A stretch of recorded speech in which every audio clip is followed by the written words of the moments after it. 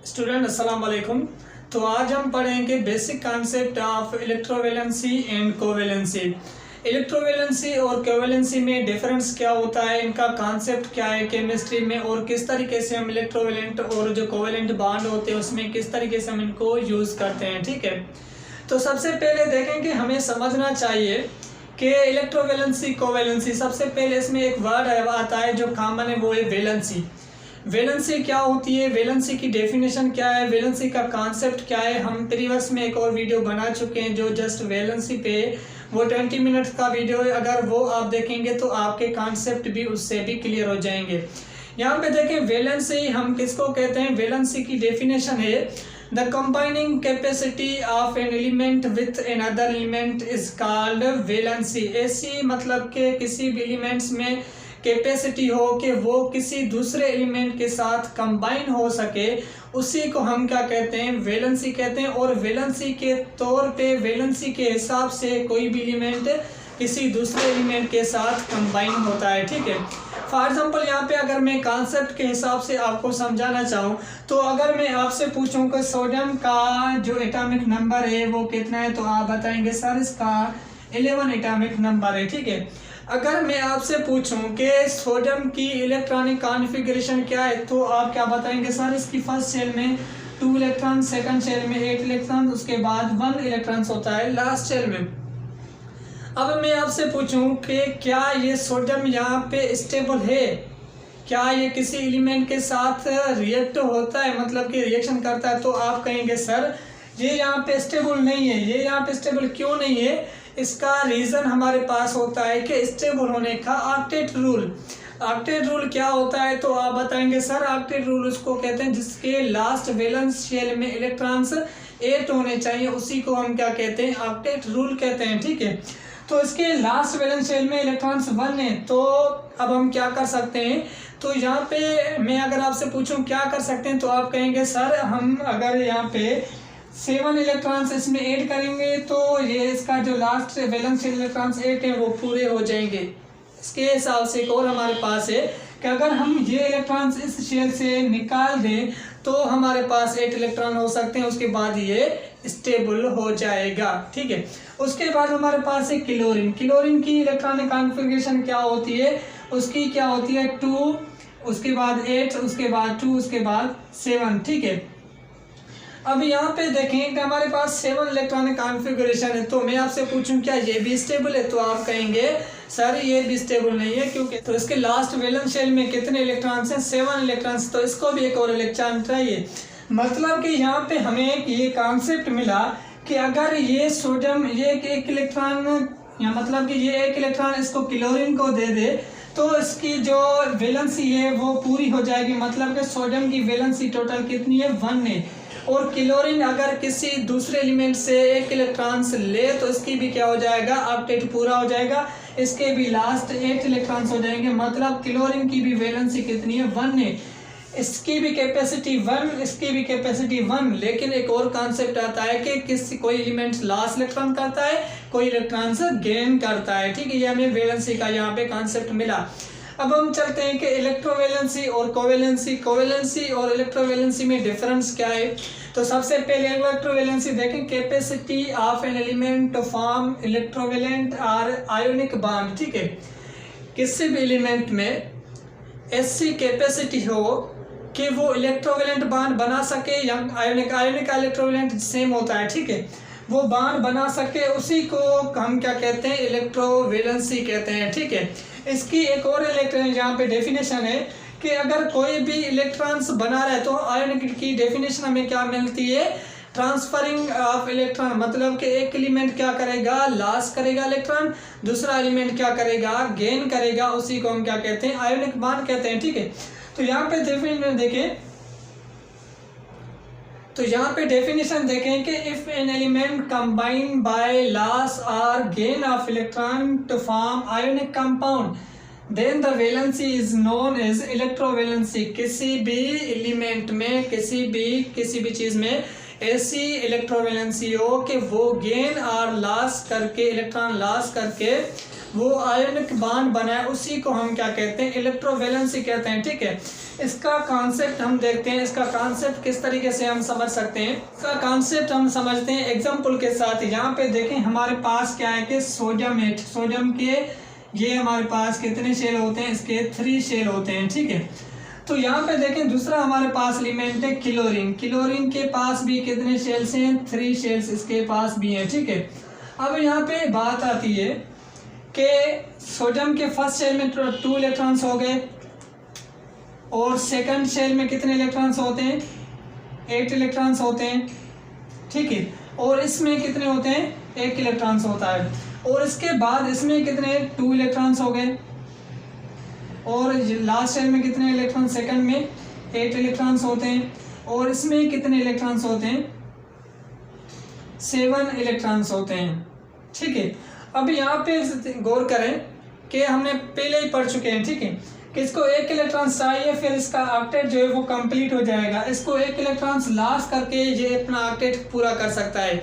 तो यहाँ पे क्या हो रहा है कि सोडियम जो है वो अपना इलेक्ट्रॉन से लॉस करके अपना ऑक्टेट कंप्लीट करता है और क्लोरीन 1 इलेक्ट्रॉन्स गेन करके अपना ऑक्टेट कंप्लीट करता है। तो यहाँ पे क्या होता है, हमें जो यहाँ पे मिलती है सोडियम का एक शेल जो है वो कम हो जाता है और जो क्लोरीन है उसका ये साइज क्या हो गई कि बड़ी हो गई और सोडियम की साइज क्या होती है, डिक्रीज हो जाती है। क्यों डिक्रीज हो जाती है, डिक्रीज होने का रीज़न क्या होता है, वो रीज़न ये है कि इसका अब ऑक्टेट कंप्लीट है, इसका 1 इलेक्ट्रॉन चल गया तो ये शेल जो है वो क्या हो जाता है कि खत्म हो जाता है, ठीक है।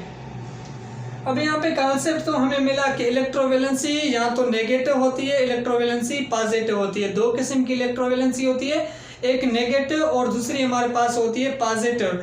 जो लॉस इलेक्ट्रॉन्स करता है वो लॉस ऑफ इलेक्ट्रॉन्स वो पॉजिटिव को इलेक्ट्रोवैलेंसी होगी, वो पॉजिटिव इलेक्ट्रोवैलेंसी होगी। मतलब कि जो लॉस ऑफ इलेक्ट्रॉन्स करेगा, यहाँ पे लॉस ऑफ इलेक्ट्रॉन्स किसने किया है, सोडियम ने किया है। सोडियम की इलेक्ट्रोवैलेंसी कितनी हुई, यहाँ पे +1 हुई, ठीक है। उसके बाद जो गेन ऑफ इलेक्ट्रॉन्स करता है, यहाँ पे देखें कि गेन ऑफ इलेक्ट्रॉन्स वो नेगेटिव इलेक्ट्रोवैलेंसी होगी। और नेगेटिव इलेक्ट्रोवैलेंसी किसकी है, क्लोरीन की है। क्लोरीन -1 हो गया, वो कितना हो गया, +1 हो गया क्लोरीन पे -1। मतलब कि नेगेटिव इलेक्ट्रोवैलेंसी ऐसा जो गेन ऑफ इलेक्ट्रॉन्स करे, जो लॉस ऑफ इलेक्ट्रॉन्स करेगा उसकी क्या वैलेंसी होगी, उसकी जो वैलेंसी होगी वो हमारे पास क्या होगी कि पॉजिटिव वैलेंसी, इलेक्ट्रोवैलेंसी, ठीक है। ये यहाँ पे हमारे पास कॉन्सेप्ट है जो हमने कॉन्सेप्ट यहाँ पर क्लियर किया। उसके बाद यहाँ पे एक और एग्जांपल भी आप ले सकते हैं। कौन सा एग्जांपल आप ले सकते हैं, मैग्नीशियम फ्लोराइड का हमारे पास एग्जांपल होता है मैग्नीशियम F2, ठीक है। अब हम देखें मैग्नीशियम फ्लोराइड के पास इलेक्ट्रॉन्स कितने होते हैं, जो हमारे पास इसका जो ऑक्टेट होता है वो कंप्लीट नहीं होता। क्यों नहीं कंप्लीट होता, क्योंकि इसके पास क्या होते हैं कि 2, 8 और 2 इलेक्ट्रॉन्स होते हैं, ठीक है, लास्ट वैलेंस शेल में।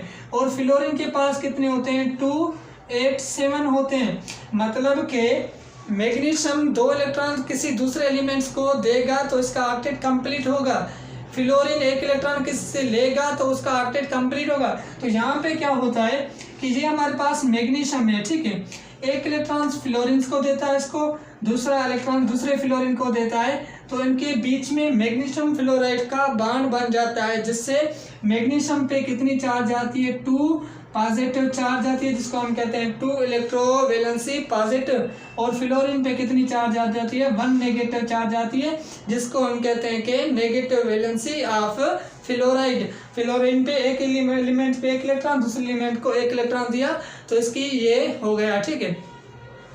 अब हम चलते हैं कि हमारे पास जो सेकंड है कि कोवैलेंसी। अब कोवैलेंसी हम किसको कहते हैं, कोवैलेंसी का क्या कॉन्सेप्ट है।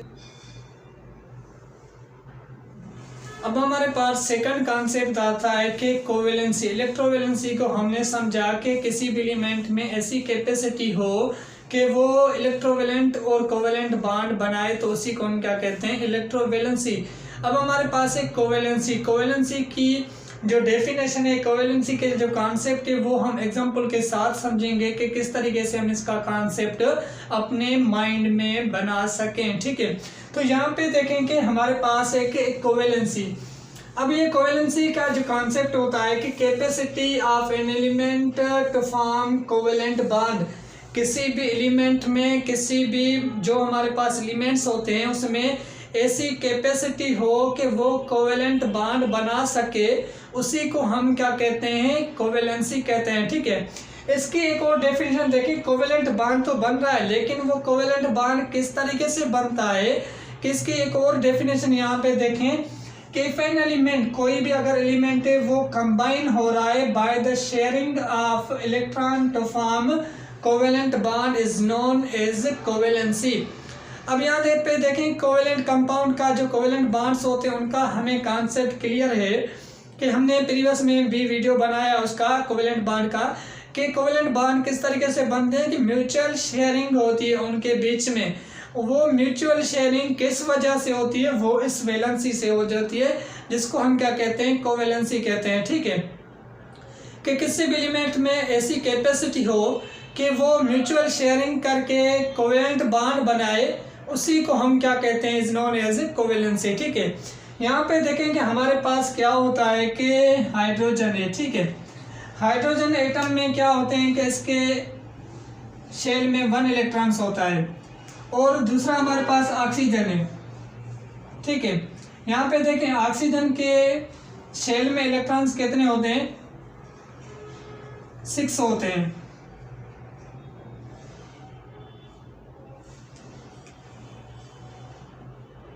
ठीक है, अब यहाँ पे देखें कि कोई भी एलिमेंट जब तक उसका अपना ऑक्टेट जो है ना वो कंप्लीट नहीं है तो वो मतलब कि स्टेबल नहीं है।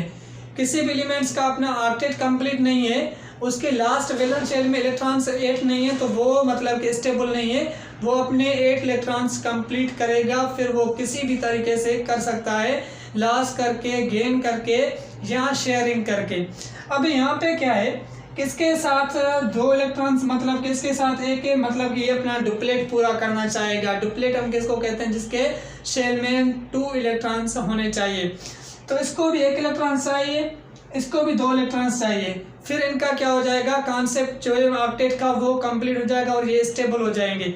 तो हम यहाँ पे क्या करते हैं कि दूसरा हाइड्रोजन एलिमेंट है, ठीक है, उसके साथ भी क्या है कि 1 इलेक्ट्रॉन है। अब ये क्या करते हैं कि अब यहाँ पे क्या करते हैं कि ये हाइड्रोजन इसके साथ इलेक्ट्रॉन शेयर करता है और ये भी हाइड्रोजन इसके साथ इलेक्ट्रॉन शेयर करता है। शेयर, म्यूचुअल शेयरिंग करके ये क्या करते हैं कि हाइड्रोजन के भी ये 2 इलेक्ट्रॉन मतलब कि डुप्लेट पूरा हो जाता है और इसका ये ऑक्टेट पूरा हो जाता है। उसके बाद ये बॉन्ड किस तरीके से बनता है, तो यहाँ पे देखें कि ऑक्सीजन हो गई, तो ऑक्सीजन का ये हमारे पास क्या है कि शेल है। ठीक है, और ये हमारे पास क्या है कि हाइड्रोजन का है। तो ये एक दूसरे के साथ क्या करते हैं कि ये अपना इस तरीके से क्या करते हैं कि हाइड्रोजन,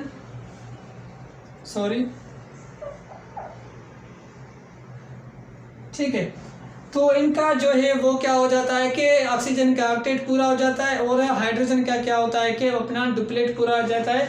किस तरीके से, ये इस तरीके से बॉन्ड बन जाता है हाइड्रोजन, और हाइड्रोजन इसका मतलब कि ये अपने 8 इलेक्ट्रॉन्स क्या करता है कि कंप्लीट करता है। 2 इलेक्ट्रॉन्स ये हो गए, 2 इलेक्ट्रॉन्स ये, 2 इलेक्ट्रॉन्स ये, 2 ये हो गए।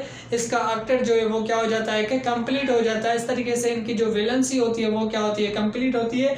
इसी वैलेंसी को हम क्या कहते हैं कि कोवैलेंसी कहते हैं। ठीक है, फॉर एग्जाम्पल यहाँ पे देखें कि हमारे पास एक कार्बन की वैलेंसी टोटल कितनी होती है, 4 होती है। ठीक है, तो इसमें कैपेसिटी है कि वो मतलब कि किसी भी एलिमेंट के साथ बॉन्ड बना के अपनी कोवेलेंट बॉन्ड बना सकता है। फिर क्या होता है कि यहाँ पे हाइड्रोजन के पास 1 इलेक्ट्रॉन है, हाइड्रोजन के पास 1 इलेक्ट्रॉन, हाइड्रोजन के पास 1 इलेक्ट्रॉन, हाइड्रोजन के पास 1 इलेक्ट्रॉन।